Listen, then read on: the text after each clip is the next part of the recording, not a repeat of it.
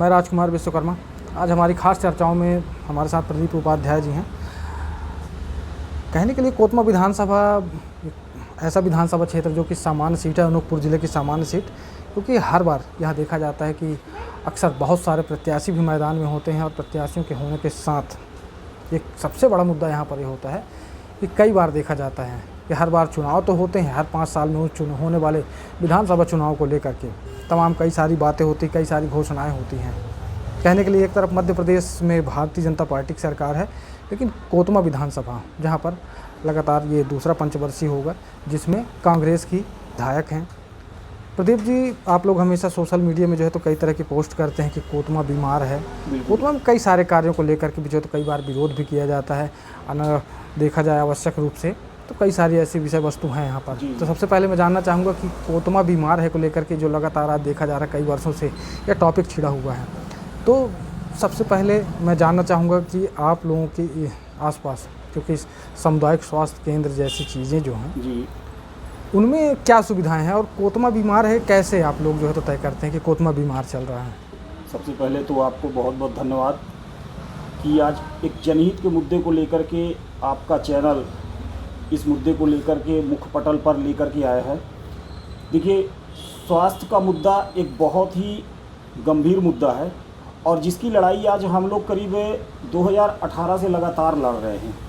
हम सभी युवा स्वास्थ्य मुद्दे को लेकर के कई बार हमने सबसे पहले सांसद ज्ञान सिंह हुआ करते थे, उनका घेराव भी किए थे। जन आशीर्वाद यात्रा के दौरान सीएम साहब की हम लोगों ने सभा में भी घुस कर के विरोध प्रदर्शन किया था और डॉक्टर की मांग किए थे, लेकिन सिवाय सिर्फ आश्वासन के आज तक कुछ भी नहीं मिला सामुदायिक स्वास्थ्य केंद्र को। सामुदायिक स्वास्थ्य केंद्र आज भी उसी दुर्दशा के आंसू रो रहा है और किसी से भी ये बात नहीं छुपी हुई है। हर एक जनप्रतिनिधि के दिमाग में, हर एक जनप्रतिनिधि की नज़र में एक एक कमियां हैं, लेकिन ना जाने इनके दिमाग में क्या चल रहा है और क्यों नहीं करना चाह रहे हैं, उन अव्यवस्थाओं को क्यों नहीं सुधारना चाह रहे हैं, ये सिर्फ ईश्वर ही बता सकता है। हर बार सिर्फ एक छोटी छोटी चीज़ों के लिए, मतलब कई बार ये स्थितियां हुई है सामुदायिक स्वास्थ्य केंद्र में कि टिटनेस का इंजेक्शन नहीं है, जिसके कारण लोगों को परेशान होते देखा गया है और यहाँ से फिर उनको टिटनेस का इंजेक्शन लगवाने के लिए अनूपपुर जिला चिकित्सालय रिफ़र किया गया है। ये स्थितियाँ हैं। भाजपा की सरकार बैठी हुई है, वर्तमान में यहाँ कांग्रेस के विधायक हैं, इसके पूर्व में भी कांग्रेस के विधायक थे, लेकिन आज तक कभी भी कोई व्यवस्थाओं को, अभी जब कांग्रेस की गवर्नमेंट आई थी, यहाँ 15 महीने की सरकार थी कांग्रेस की, तो कांग्रेस के विधायक जी के द्वारा यहाँ पर ब्लड स्टोरेज खोला गया था। बताया गया कि यहाँ कोतमा सामुदायिक स्वास्थ्य केंद्र में ब्लड स्टोरेज खोला गया है और महज 2 से 3 दिन तक उस ब्लड स्टोरेज का एक दरवाज़ा खुला हुआ था। उसके बाद आज ये दूसरे पंचवर्षीय की तैयारी हो रही है, उस ब्लड स्टोरेज का कहीं पता नहीं चला। चुनाव होने से पहले हम सभी ने विधानसभा प्रत्याशियों से कोतमा गांधी चौक पर एक शपथ पत्र भरवाया था, जिसमें हम सभी ने उस शपथ पत्र में स्वास्थ्य सुविधाओं को लेकर के उल्लेख किया हुआ था। उस पर सभी प्रत्याशियों के द्वारा उस शपथ पत्र में ये कहा गया था कि सामुदायिक स्वास्थ्य केंद्र में हम एक जेनरिक मेडिकल स्टोर खोलेंगे जिससे लोगों को उचित दवाइयाँ मिल सके। लेकिन कांग्रेस की गवर्नमेंट और यहाँ कांग्रेस के विधायक होने के बावजूद 15 महीने की सरकार थी कांग्रेस की, आज तक जेनरिक मेडिकल स्टोर नहीं खुला और ना ही भाजपा की सरकार ने कुछ किया। दोनों ही पार्टी के लोग उतने ही दोषी हैं। आज तक सिर्फ यहाँ जनता ठगी गई है और कुछ भी नहीं मिला है।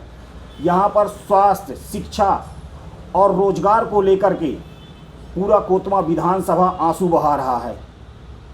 हर बार सिर्फ जनता को ठगा जाता है, इसके अलावा कुछ भी नहीं है। आप लोग क्या चाह रहे हैं इस बार? हर बार हमारी एक ही मांग है कि सिर्फ शिक्षा, स्वास्थ्य और रोजगार। देखिए, भाजपा की सरकार है, भाजपा की सरकार ने इंफ्रास्ट्रक्चर पर बहुत काम किया है, सड़क बनाया, नाली बनाया, बिल्कुल, लेकिन जो मूलभूत सुविधाएं हैं कि शिक्षा के स्तर को बढ़ाया जाए, स्वास्थ्य के स्तर को बढ़ाया जाए, यहाँ पर रोजगार। आज से 20 से 25 साल पहले कोतमा विधानसभा क्षेत्र और आसपास के, मतलब मैं कोतमा विधानसभा ही नहीं, अनूपपुर जिले की मैं बात करता हूँ कि यहाँ कोतमा के आसपास में माइंस थी, जिससे कोतमा का व्यापार बहुत अच्छा था। लेकिन जिस तरीके से आज आधुनिकता के दौर पे पूरा देश आगे बढ़ रहा है तो हमारा कोतमा पीछे जा रहा है। इस आधुनिक जहाँ संसाधन बढ़ाए जा रहे हैं वहाँ हमारा कोतमा आज पीछे जा रहा है। 9 बजे के बाद यहाँ का बाजार पूरे तरीके से सन्नाटा पसर जाता है। कई बार यहाँ के जनप्रतिनिधियों के द्वारा, यहाँ पर कई विभाग प्रशासनों के द्वारा हम लोगों ने मांग किया है कि यहाँ कोई छोटे मोटे उद्योग लगाए जाएं, जिससे 5-10 हज़ार की संख्या में लोग आएँ, यहाँ का व्यापार बढ़े। यहाँ के युवा पढ़ने लिखने के बाद यहाँ से पलायन कर रहे हैं, बाहर नौकरी की तलाश में जा रहे हैं। हम जानते हैं कि इस देश में सरकारी नौकरी नहीं है, लेकिन नौकरी का मतलब ये नहीं कि हम सिर्फ सरकारी नौकरी मांग रहे हैं। लोगों को रोज़गार से जोड़ा जाए। जब कोई उद्योग खुलेंगे तब ना लोगों को रोज़गार मिलेगा। लेकिन ये गूंगी और बहरी सरकार, पूरे प्रदेश में सिर्फ गूंगी और बहरी सरकार बनी हुई है। कोतमा विधानसभा में सिर्फ जनता को ठगा जा रहा है और कुछ भी नहीं, इसके अलावा कुछ भी नहीं। आज स्वास्थ्य सुविधा उसी तरीके से चरमराई हुई है, रोज़गार के कोई भी अवसर नहीं है, शिक्षा का स्तर जस का तस बना हुआ है। तो हमारी सिर्फ एक ही मांग है कि यहाँ पर स्वास्थ्य सुविधाओं को सुधारा जाए। सामुदायिक स्वास्थ्य केंद्र के अंदर आज भी डॉक्टरों की कमी बनी हुई है। कोई बाहर गांव देहात का अगर कोई व्यक्ति आ जाता है तो उसको सिर्फ परेशान किया जाता है और अंत में ये होता है कि उसको रेफर लेटर थमा दिया जाता है कि आप जिला अस्पताल जाइए।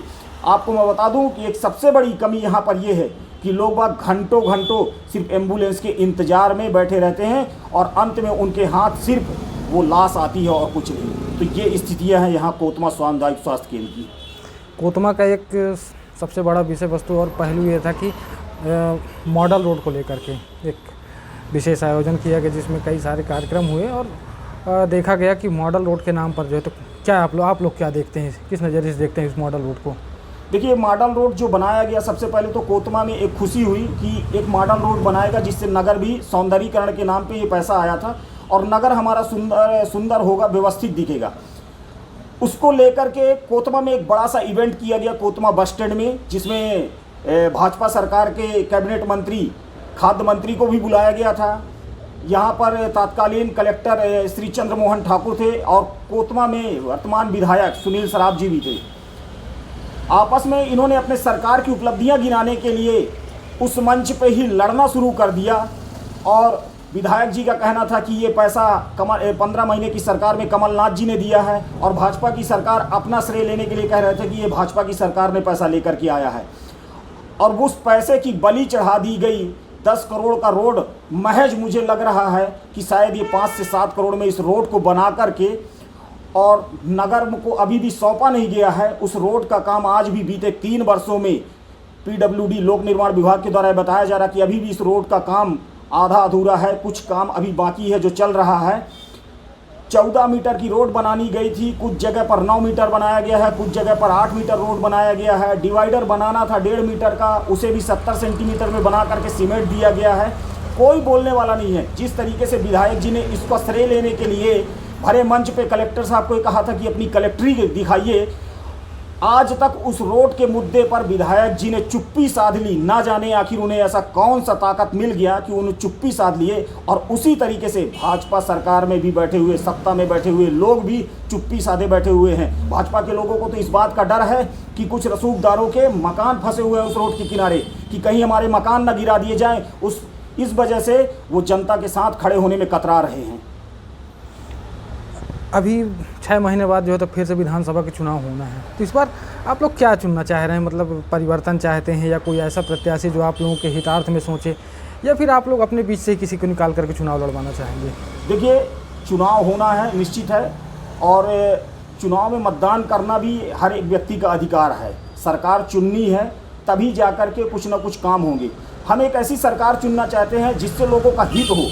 जैसे अभी भाजपा कहती है कि समाज के अंतिम व्यक्ति तक पहुंच करके विकास कार्य कर रहे हैं, लेकिन आपको मैं धरातल पर वो बात बता दूं कि समाज का एक अंतिम व्यक्ति भी आज भी परेशान है।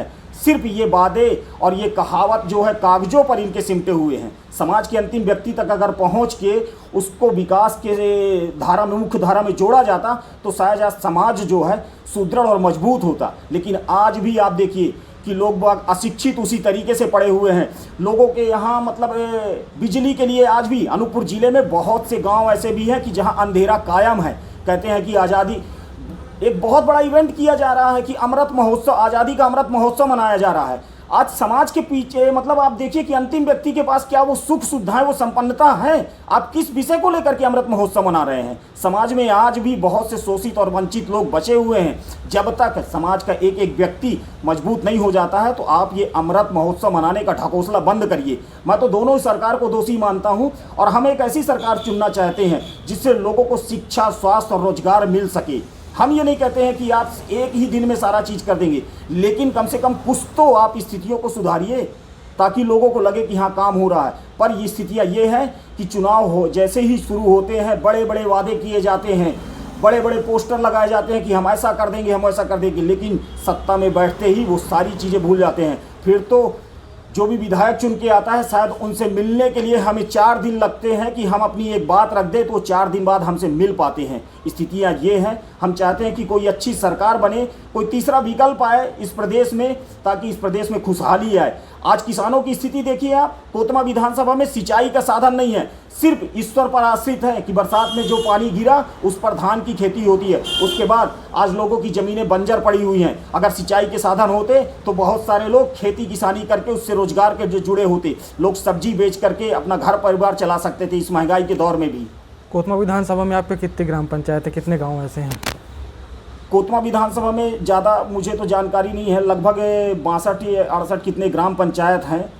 और मतलब मैं अपना एक जितनी मुझे जानकारी है उसके बावजूद भी आप देखिए कि कई ग्राम पंचायतों में अभी भी असुविधा का आलम बना हुआ है। सिर्फ रोड और नाली बना देने से उस ग्राम पंचायत का या उस क्षेत्र का विकास नहीं हो जाता है। बहुत सारे आप ग्राम पंचायतों में आप जाइए, मतलब गांव के अंदर जैसे ही आप घुसेंगे पूरा सड़क के किनारे पानी बह रहा है, मलबा इकट्ठा है, आज भी उसी तरीके की बीमारियां पनप रही हैं। क्या विकास है? लोगों को आप फ्री में चावल और गेहूं बांट करके इसे विकास से नहीं जोड़ा जा सकता है कि आप 1000 रुपये दे दिए या कि चावल और गेहूं दे दिए तो इससे विकास हो गया। ये विकास नहीं। आप लोगों को रोजगार से जोड़िए, शिक्षा का स्तर मजबूत करिए, ये लोगों के लिए मजबूती प्रदान करेगा, ना कि ये चावल और गेहूं और 1000 रुपये देने से कोई मजबूती आएगी। तो इस बार आप लोगों का निर्णय क्या होने वाला है? किस तरह का रुझान आप लोग देंगे? कैसे क्या यहाँ पर की कायाकल्प होने वाली है? आप लोगों का एक अंदाज़ा होगा ना कुछ कि भाई, क्योंकि इस कोतमा विधानसभा क्षेत्र में आप लोग रह रहे हैं, आए दिन सोशल मीडिया में पोस्टें आ रही होती हैं, कई तरह की तमाम समस्याएं हैं। तो इस बार आप लोग क्या करना चाह रहे हैं? आप देखिए, हमारी सबसे बड़ी मांग, हम जनहित के मुद्दे को लेकर के ही, हम जो भी प्रत्याशी आएंगे हम उनसे जनहित के मुद्दों पर ही बात करेंगे। और हमारा एक सबसे बड़ा उद्देश्य यही है कि इस क्षेत्र में रोजगार के अवसर खोले जाएं, जिससे इस क्षेत्र में खुशहाली और संपन्नता आए। और दूसरी सबसे बड़ी चीज़ है कि स्वास्थ्य की व्यवस्था को सुधारा जाए ताकि लोगों को उचित इलाज मिल सके। कोतमा सामुदायिक स्वास्थ्य में आज 75 लाख की वो बिल्डिंग बना करके रख दी गई है।